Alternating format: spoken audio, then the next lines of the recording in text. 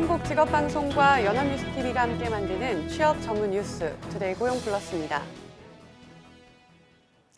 여성의 대학 진학률은 2005년 남성을 역전해 지난해는 그 격차가 역대 최대로 벌어졌습니다.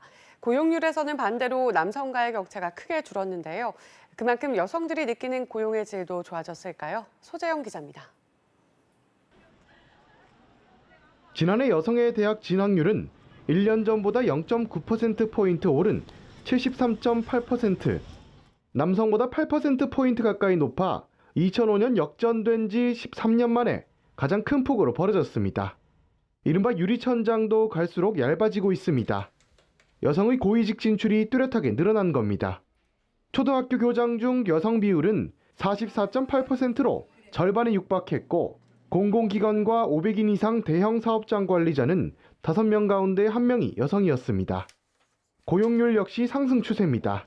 지난해 여성 고용률은 50.9%로 2000년 23.8%포인트던 남성과의 격차는 19.9%포인트로 좁혀졌습니다. 이 격차가 20%포인트 아래로 줄어든 것은 처음 있는 일입니다. 다만 경력 단절 문제는 여전히 숙제로 남아 있습니다. 30대 고용률이 급감하며 나타나는 이른바 M자 커브는 늦은 결혼 등의 영향으로 소폭 오른쪽으로 옮겨졌지만 형태는 10년 전과 크게 달라지지 않은 겁니다. 출산으로 인해서 자연스럽게 이제 일을 쉬게 됐는데, 이제 저도 일을 하고 싶은데 그동안 쉬었기 때문에 그거에 대해서 바로 시작하지 못하니까. 일가족 양립 지원 정책 중에서도 노동시장이라든지 직장 영역에서 여성들이 육아로 인한 차별 이런 것들이 없어지도록 노력을 할 필요가 있을 것 같습니다. 여성들이 겪는 차별은 점차 해소되고 있지만 여전히 남아있는 불평등의 해소를 위한 사회적 노력이 요구됩니다. 연합뉴스TV 소재형입니다.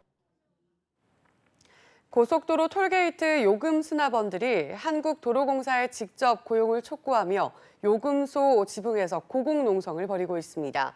일부 수납원들은 청와대 앞에서 노숙 농성까지 벌이고 있는데요. 그 이유를 김장현 기자가 취재했습니다. 고속도로에 감은 톨게이트 위에 사람들이 올라가 피켓을 들고 있습니다. 한국도로공사 사측에 직접 고용을 촉구하는 요금 수납원들입니다. 이곳은 국내동 서울요금소입니다. 10m 높이 톨게이트 옥상에 올라간 요금 수납원 42명은 이곳에서 고공 농성을 벌이고 있습니다. 이들은 지난달 30일 새벽 기습적으로 톨게이트 지붕에 올라갔습니다. 공사 측이 5천 명의 요금 수납원을 통행료 수납 전문 자회사 신분으로 전환하자 이에 반발한 겁니다. 자회사 직원이 아닌 한국도로공사에 직접 고용을 원하는 요금 수납원 1,500명은 사실상 해고된 상태입니다. 1심, 2심을 이겼었고 대법원에 계류 중인 틈을 타서 도로공사에서 5천 명을 자회사로 보냈습니다. 자회사는 하나의 용역회사일 뿐 직접 고용을 원합니다. 요금 수납원들은 통행료 수납 업무를 계속하고 싶다는 입장이지만 공사 측은 이들을 도로 유지 보수나 청소 업무에 투입할 방침입니다. 대법원 판결 날 때까지 저희 공사에서 직접 고용을 해서 기간제로 근무를 하시는 걸로 고용한 전반을 내놨습니다. 요금 수납원 500명은 효자치안센터 앞에서도 집회를 열고 청와대에 문제 해결을 요구했습니다. 노조원들은 청와대 앞에서 노숙 투쟁에도 나선 상황. 노사의 입장차는 좁혀지지 않고 평행선을 달리고 있습니다. 연합뉴스TV 김장현입니다. 고용노동부와 안전보건공단은 1일 산업안전보건 강조주간을 맞아 서울 코엑스에서 안전보건 문화 확산을 위한 다양한 행사를 개최했습니다.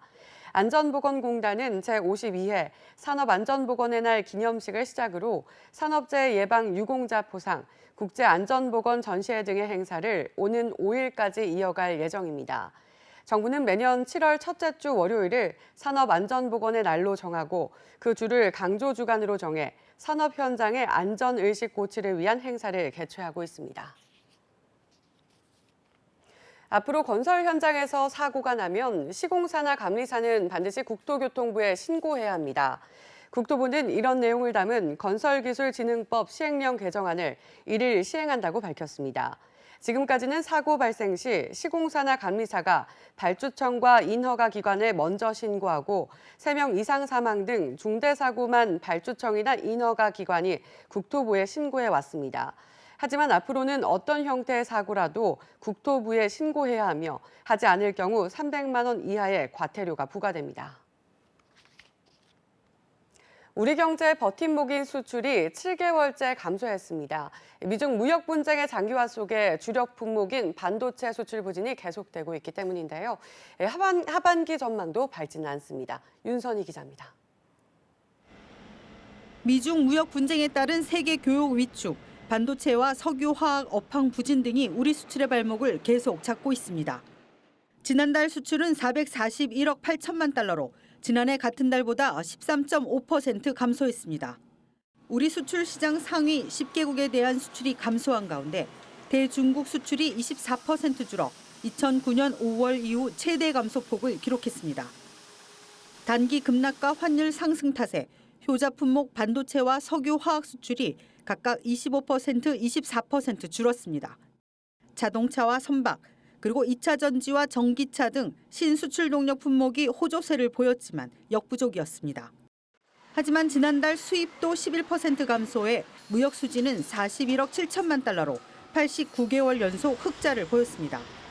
상반기 무역 수지도 수출과 수입 동반 감소로 195억 5천만 달러 흑자를 기록했습니다. 하반기 수출 전망도 불확실합니다. 미국과 중국이 무역 협상 재개에 나섰지만 결과를 예단하기 어렵기 때문입니다. 일본이 한국에 대한 반도체와 디스플레이 핵심 소재의 수출 규제에 나선 것도 부담입니다. 정부는 하반기 수출을 끌어올리기 위해 119조 원 규모의 무역금융을 공급하고 신규 무역보험 우대 조치를 연말까지 연장하기로 했습니다. 정부는 최근 수출 부진 상황에 대해 엄중한 위기의식을 갖고 총력 지원 체제에 더욱 강화하겠습니다. 정부는 이달 말 수출 시장 다변화 방안을 시작으로 수출 진흥책을 잇따라 내놓을 계획입니다. 연합뉴스 TV 윤선입니다. 일본이 반도체 핵심 소재 수출 규제에 나서자 대일 의존도가 큰 우리 기업들은 대응책 마련에 나섰습니다. 일본의 수출 제한이 중장기적으로는 일본 기업들의 발목을 잡는 부메랑이 될 것이란 전망도 있습니다. 배삼진 기자입니다. 일본이 수출 규제 품목으로 설정한 것은 반도체와 스마트폰 액정 화면 제조에 필수적으로 필요한 소재입니다. 한국 기업들이 일본에서 70% 정도를 수입하는데 당장 수입이 어려워지면 생산 차질이 불가피합니다. 삼성전자와 LG전자 등은 중국과 대만 등으로 공급처 다변화에 나섰지만 당장 전체 물량을 모두 채우기 어려운 데다 소재 물질이 달라지면 공정 자체를 다시 수정해야 하는 만큼 영향을 받을 수밖에 없습니다. 최근 미중 간 무역 분쟁이 어느 정도 해결되는 시점에서 이번 악재가 터지면서 우리나라 수출 경쟁력, 국가 경제에도 부정적 영향을 미치기 때문에 양국 간의 지혜로운 해법 모색이. 다만 이번 규제가 중장기적으로는 일본 기업에도 타격이 될 수밖에 없습니다. 일본의 최대 수출 시장인 한국 기업에 반도체 소재를 팔지 않을 경우 일본 기업에도 큰 손해이기 때문입니다. 우리 기업과 가공업체들이 확보해둔 재고가 있고 이번 품목들이 완전 대체 불가능하지도 않습니다.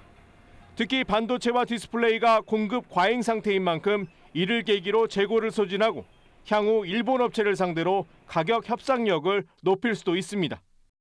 소재 업체들도 현재 재고를 충분히 확보한 상황이고 일본 업체 입장에서는 한국이 글로벌 반도체 최대 소재 시장이거든요. 일본 업체 입장에서 오히려 피해가 더 클 것으로. 일본 기업들이 당장 판로 확보가 쉽지 않은 데다 우리 기업들이 소재 산업 개발까지 나선다면 도리어 위기가 될 수 있는 겁니다. 연합뉴스 TV 배삼진입니다. 경기도가 골목 상권을 살리기 위해 지역 화폐를 발행하고 있습니다. 올 들어 벌써 1,500억 원어치가 발행됐고 가맹점도 급속히 늘고 있습니다. 보도에 강창구 기자입니다. 지난 4월부터 발행된 경기도 안산의 지역화폐 다운입니다. 식당이나 카페, 시장 등 가맹점으로 등록된 가게에서 사용할 수 있습니다. 카드와 지폐 형태로 발행돼 사용하기 간편하고 할인 혜택까지 받을 수 있어 발행 석 달 만에 가맹점 11,000곳, 발행액 100억 원을 돌파했습니다. 세탁소도 있고요. 옆에 마트도 있고 미용실에도 되어 있고 가맹점이 굉장히 많아가지고 별로 구애받지 않고 쓸 수 있습니다. 경기도에서 가장 먼저 지역 화폐를 도입한 성남시의 경우 올해 벌써 718억 원어치를 발행했습니다. 모바일 지역화폐도 발행돼 스마트폰만 있으면 손쉽게 물건값을 지불할 수 있습니다. 청년 배당이나 산후 조리비 등 복지 예산도 모바일 지역화폐로 발행할 예정입니다. 모바일 상품권은 사용하기가 편리하고요. 또 바로바로 그 결제 내역을 확인할 수 있다는 게 무엇보다도 좋은 점이고요. 올해부터 경기도 내 31개 모든 시군에서 지역화폐를 발행하고 있습니다. 안산의 다운, 시흥의 시루, 양평의 양평통보 등 다양한 브랜드로 발행되는데 벌써 1,500억 원어치가 발행됐습니다. 이웃을 위해서 같이 약간의 불편을 감수하면 같이 살 길이 열린다.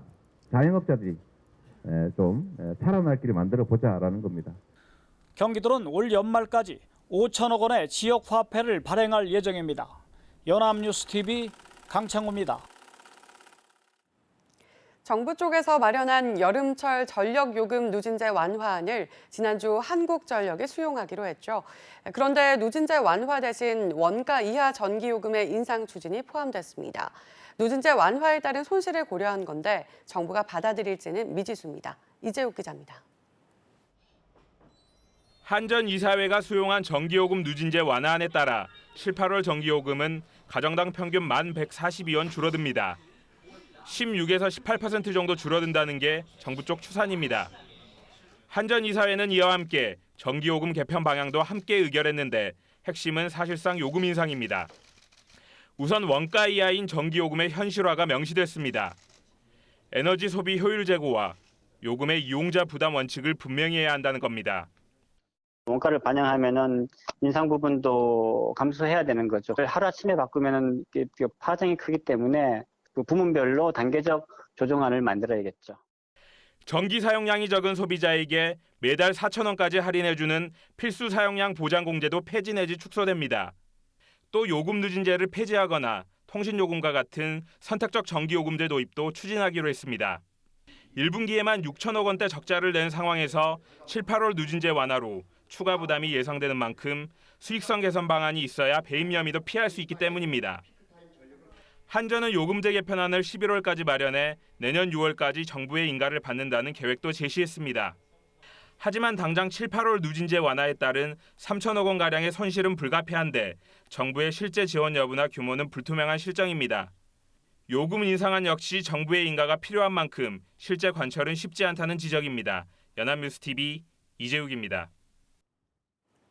우리나라 3대 게시장인 부산 구포 가축시장이 60여 년 만에 사라집니다.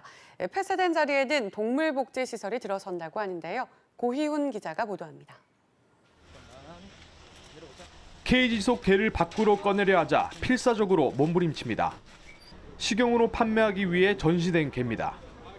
지금 이곳에선 동물보호단체들이 케이지 속에 들어있는 개들을 구조하는 활동을 하고 있습니다. 그리고 동시에 홍역 검사도 진행 중입니다. 구조된 개들은 80여 마리. 아픈 애들은 일단 병원에 이미 이송돼 있는 애들도 있고 또 괜찮은 애들은 아무래도 위탁소로 저희가 마련된 위탁소로 애들을 이제 전체적으로 옮겨서 거기서 훈련도 좀 받고 케어가 된 다음에 이제 입양을 보낼 그런 예정입니다. 구포 가축시장은 경기도 성남 모란시장, 대구 칠성시장과 함께 전국 3대 게시장으로 알려졌습니다. 한때 점포수가 60여 개에 달할 정도로 호황일 때도 있었지만 동물 보호에 대한 사회적 인식이 개선되면서 점포수가 19곳까지 줄었습니다. 여기에 동물보호단체들이 시위를 벌이면서 마찰까지 빚어졌고 부산시가 중재에 나서 정비 방안을 마련해 1일부터 본격적인 폐쇄가 시작됐습니다. 여러분들은 그야말로 생명 존중의 철학을 갖고 있는 분들이라고 생각하는 것입니다. 그러한 철학이 없이는 이것이 일방적으로 밀어붙인다고 해서 절대로 이거는 될 수 없는 것입니다. 구포 가축시장은 10일 동안 영업 정리를 한 뒤 11일부터 완전히 폐업하게 됩니다. 폐쇄된 자리엔 반려견 놀이터와 동물복지시설이 조성되고 주차장, 주민쉼터 등이 지어집니다. 연합뉴스TV 고희훈입니다.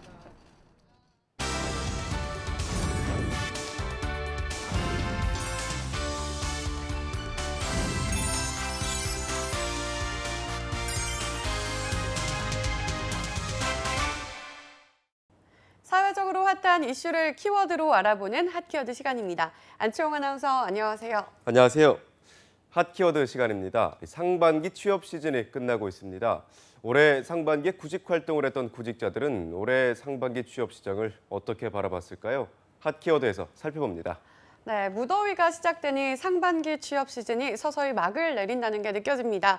자, 올해 상반기 취업 시장의 체감 성적표는 어땠나요? 네, 이와 관련해서 취업 포털 잡코리아와 알버문이 올 상반기 구직 활동을 한 구직자, 알바생, 또 대학생 4,579명을 대상으로 상반기 구직 경기 체감 현황에 대해 설문조사를 진행했는데요. 그 결과 67.3%는 구직난이 더 악화됐다고 느끼는 것으로 응답해 여전히 냉각된 취업 시장의 현실을 보여주고 있었습니다. 또 30.4%는 여느 때와 비슷하다고 응답했는데요. 반면 구직난이 완화됐다고 체감한 응답자는 2.3%에 불과했습니다. 네, 과반이 넘는 응답자가 취업 경기를 부정적으로 느끼고 있었네요. 주로 어떤 상황에 놓인 구직자들이 구직난이 더 악화됐다고 응답을 했을까요? 네, 취업 경기를 가장 비관적으로 느끼고 있는 건 신입 구직자들이었습니다. 이 신입직 구직자들의 경우 71.1%가 올 상반기 구직난이 더 악화됐다고 느끼고 있었는데요. 2위는 69.9%가 응답한 경력직 구직자였습니다. 3위는 64.9%의 비율을 보인 알바생이었고 대학생은 62.2%의 응답률을 보여 4위에 올랐는데요. 이렇게 보면 1위와 4위 사이에 10%의 차이는 있지만 전반적으로 대부분의 구직자들이 구직난에 더 악화됐다고 느끼고 있었습니다. 네, 참 안타깝네요. 그런데 이렇게 취업 경기가 더 나빠졌다고 체감한 이유는 무엇 때문이었나요? 네, 1위는 채용을 진행하는 기업 수가 줄었기 때문이 올랐는데요. 복수 응답으로 27.4%가 응답했습니다. 2위는 21.9%가 응답한 기업들의 채용 인원이 줄었기 때문이었는데요. 3위는 20.7%의 비율을 보인 경쟁률이 더 높아졌다였고 4위는 전반적인 경기가 좋지 않아서로 16.5%가 응답했고요. 5위는 11%가 응답한 임금 근로조건이 더 나빠졌다였습니다. 실제 구직 활동을 했을 때 채용하는 기업 수도 줄고 인원도 줄었으니 취업 경기가 더 악화됐다 이렇게 얘기할 수밖에 없을 것 같습니다. 이렇게 된다면 구직 활동도 계획만큼 순탄치는 않았을 것 같은데요. 네, 그렇습니다. 실제로 체감하는 취업 경기가 나빠지면서 눈높이를 낮춰 입사 지원한다는 응답이 29.5%로 가장 많았습니다. 입사 지원 횟수를 더 늘린다는 응답도 27.7%였는데요. 또 22.7%는 업 직종 상관없이 문어발식 입사 지원을 한다였고요. 16.7%는 자격증 취득 등 스펙 향상에 집중한다고 응답했습니다. 눈높이를 낮추거나 문어발식으로 입사 지원을 한다는 답변을 보니 결국 상반기 취업 상황이 악화되면서 자신이 원하는 기업을 포기하는 경우도 상당한 것 같다. 참 안타깝다는 생각이 듭니다. 네, 그렇습니다. 특히 신입과 경력 구직자의 경우 눈높이를 낮춰 지원한다는 응답이 각각 32.2%와 37.1%로 가장 많은 응답률을 보였는데요. 반면 대학생들의 경우엔 다른 집단들에 비해 상대적으로 대학원이나 유학을 준비하고 고시 혹은 공무원 시험 준비로 진로를 변경한다는 응답이 2배 가까이 많아 당장 취업 시장에 뛰어드는 구직자와 아직 시간적 여유가 있는 대학생들의 사이에서 온도차를 보였습니다. 하지만 양쪽 모두 눈높이를 낮추거나 진로를 변경하며 자신이 원하던 진로에 한 발짝 물러서는 모습을 보였습니다. 네, 그렇다면 설문에 참여한 구직자들은 과연 하반기 취업 시장을 어떻게 바라보고 있었나요? 네, 과반이 넘는 53.3%가 올 상반기와 동일할 것으로 보인다고 응답했는데요. 더 나빠질 것이다라고 응답한 비율도 30.4%였습니다. 반면 더 나아질 것이다라고 응답한 경우는 16.3%에 불과했는데요. 응답자들은 이러한 구직난을 해결하기 위해서 가장 필요하다고 생각하는 항목에 대해 경기 회복과 경제 성장에 가장 많은 힘을 실었습니다. 그 외에도 실효성 있는 정부의 일자리 정책과 기업의 적극적인 일자리 창출, 또 중소기업 지원을 통한 양질의 일자리 증대 등을 해결책으로 꼽아 취업 시장에 해결해야 할 과제가 여전히 산적해 있는 것으로 나타났습니다. 네, 정부는 고용률이 점차 늘어나고 있다고 하지만 구직자가 느끼는 취업 한파는 여전한 것으로 보입니다. 경기 회복과 경제 성장, 실효성 있는 정부의 일자리 정책, 그리고 기업의 적극적인 일자리 창출, 이번 하반기는 구직자들이 제시한 개선안이 다소나마 해결이 되어 있길 희망해 보겠습니다. 상반기 동안 열심히 달려온 모든 구직자 여러분들 정말 수고하셨습니다. 지금까지 핫키워드 안채홍 아나운서였습니다. 고맙습니다. 고맙습니다. 지금까지 투데이 고용 플러스였습니다. 오늘 저희가 준비한 내용은 여기까지입니다. 함께해 주신 여러분 고맙습니다.